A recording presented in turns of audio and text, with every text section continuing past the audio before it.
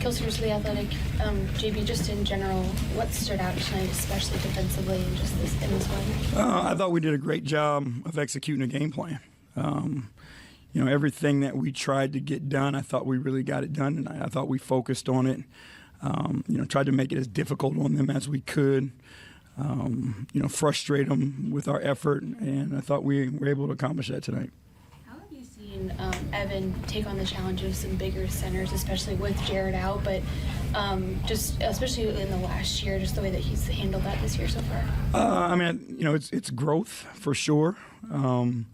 I think if you think back to last year, what he did when he played at that spot, I think he was really good then. I think he's a really good basketball player, no matter what position you put him at. But he's a competitor. And I think sometimes, his calm demeanor can fool us.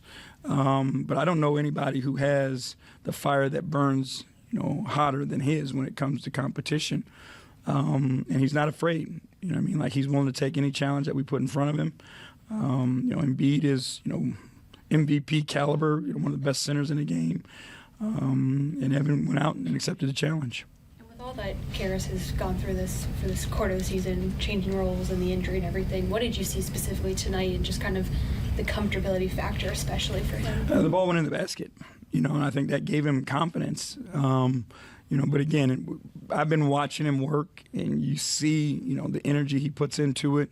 We know what he's capable of, right? And then it's on us to put him in positions to be successful. It's just on his teammates to get him the ball in those positions, get him as comfortable as we can, and he's capable of doing these things. Spencer Davies, basketballnews.com. How much of the game plan that you were just talking about had to do with rebound and push? I feel like you guys were really beating them down the floor tonight a lot. We know how good they are defensively. We know how hard it is to score, when you allow Embiid to set himself in the paint. So we were trying our best to get down the floor before he was there. And that gives us the thrust, it gives us the force that we need. Because they will make it extremely difficult if this becomes, a half-court basketball game, because they are that good offensively. So we were just trying to take advantage where we saw one. And the same thing that Kelsey asked about Caris, kind of want to ask you about Isaac, because it seems like when those guys see the ball go in, easy buckets, down transition, whatever, it gets them going in a good place offensively. So what did you see from him on that end of the floor? And his effort tonight was tremendous. So. Yeah, same thing. It's, we have very good basketball players and extremely talented guys. All of them at some point in time are going to hit a bump in the road. It's whether or not the team and coaching staff and front office continue to show belief in guys, and we believe in our guys. And through their ups and downs, we're going to give them opportunity as long as they continue to work and do other things that can impact the game. And I think again at some point in time it turns for all of our guys because they work extremely hard at it.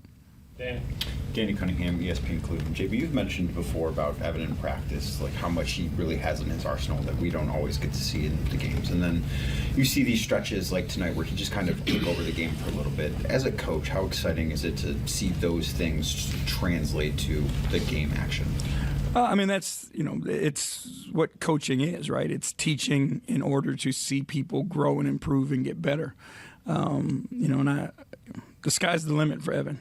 I think we've said that multiple times, but there's not a lot on the floor that he is not capable of. And, the more and more you watch him, and I think we've seen it, like he's been so much more assertive. And he's been hunting opportunities. And, like when you allow his skill set with the hunter's mentality, he's going to be hard to deal with. What did you think of Mobley in the starting lineup tonight? I thought it was awesome, to be honest with you. Like, he was a big part of what our game plan was defensively. And I think he went out there and he executed it to a T and was a huge part of the reason why we were able to play the defense that we did tonight.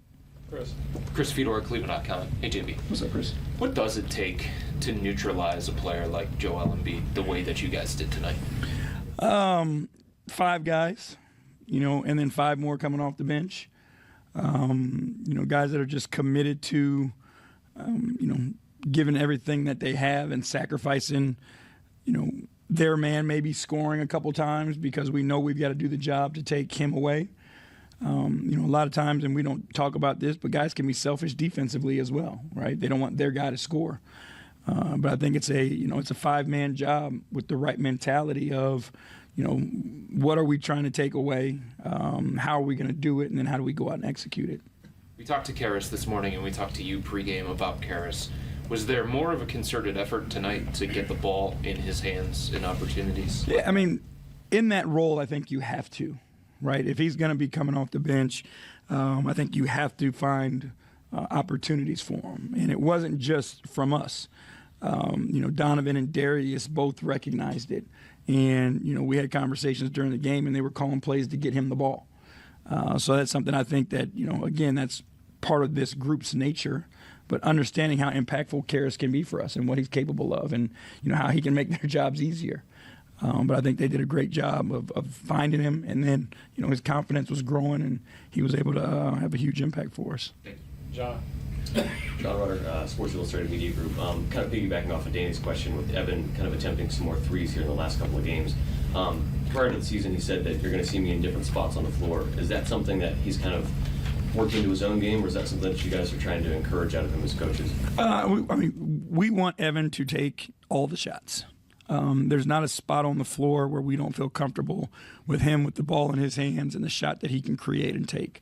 We don't want him to be put in a box and be, short dimensions on his game. Like, we want him to flourish because we believe that's what he's capable of. So, those different spots you'll see, those are conversations we have with him. That's time we spend with him, working with him. That's him putting in the time on his own and, wanting to be the player that we believe he's capable of being.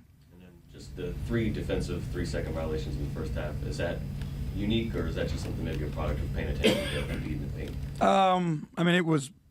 We wanted to be aggressive to shade towards him. And, we could do a better job of cleansing and moving ourselves. But, tonight with a guy like that, you err on the side of taking away the paint. I thought we did a good job of it.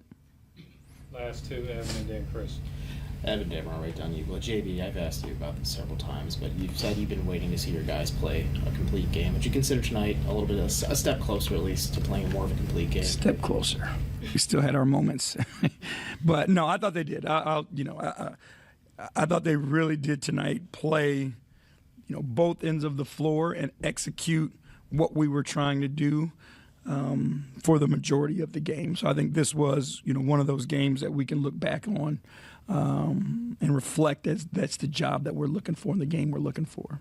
And you had mentioned prior to the season that you don't want Isaac playing in a box offensively, within the flow of the offense. Is tonight a good example of him just playing within the flow of things and just feeling a lot more comfortable wherever he's getting his shots at? Yeah, and it's like, he can play at a speed and a force, right? And we got to do the job of getting him the ball early so that he can run, he can attack, he can cut, he can attack closeouts.